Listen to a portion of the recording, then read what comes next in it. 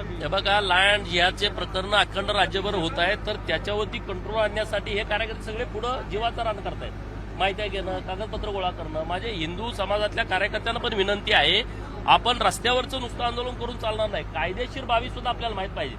अर्ज कुठं करायचा, अर्ज कसा करायचा, तहसीलदारांच्याकडे कुठला अर्ज केला पाहिजे, पीआय साहेबांच्याकडे कुठला अर्ज केला पाहिजे, एसपी महोदय, कलेक्टर महोदय, शहराचे आयुक्त असतील तर आयुक्त, नगरपालिकेचे सीओ असतील तर सीओ, जिल्हा परिषद सीओ, याची प्रक्रिया पण आपल्या पोरांनी नीट समजून घेतली पाहिजे. हे पण आम्ही मुलांना आवाहन करतोय.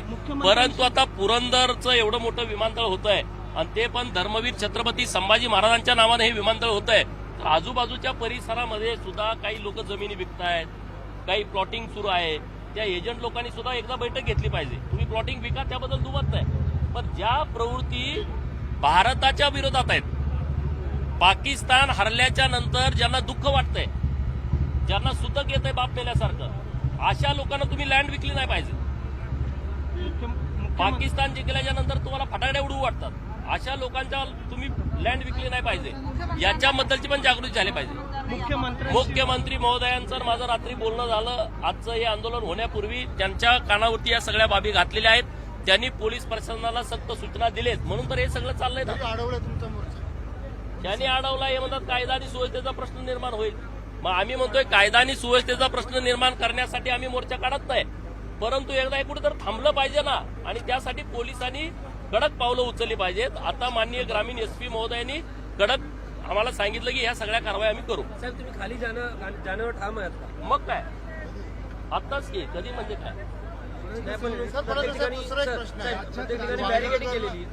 व्हायरल गर्ल जी होती मोनालिसा, आता व्हायरल गर्ल कुंभमेळ्यात ज्या पद्धतीने तिने विवाह केलेला आहे, त्यानंतर तिचे जे स्टेटमेंट यायला लागलेत, राधाकृष्णावरती सुद्धा ती बोलत आहे. बघा, हे सगळं ठरवूनच होतं. हे नीट समजून घेत. मागं ते मिस इंडिया झालेली मुलगी मागच्या महिन्याभरात तिनं परत 10 वर्षानंतर परत हिंदू धर्मामध्ये ती आली. 4 मुलं जन्माला घातल्यानंतर आता त्या मोनालिसाला तिचे आई वडील समजून सांगतायत, रडून सांगतात. हे ऐकायच्या मनस्थितीत नाहीत मुली.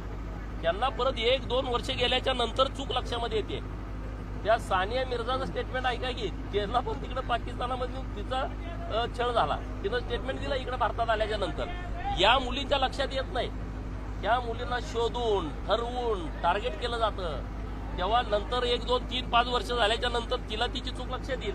आता आम्ही लोक समजावून ती सांगतायत, पण त्याचं ऐकण्याची ती मनस्थितीमध्ये नाही. ती आता एवढ्यावर बोलायला लागली. ती काय उगाच बोलते काय? त्यांना बोलवलं जात, बोलणं तिच्या तोंडातून केलं. हे बोल, ते बोल, असं बोल, तसं बोल. आता माझी इथून गेल्याच्या नंतर पुण्यात प्रेस आहे, 3ला होती, पण मी आता इथंच अडकलोय. अशीच गंभीर बाब आहे, मला लोकांच्या समोर आणायची आहे.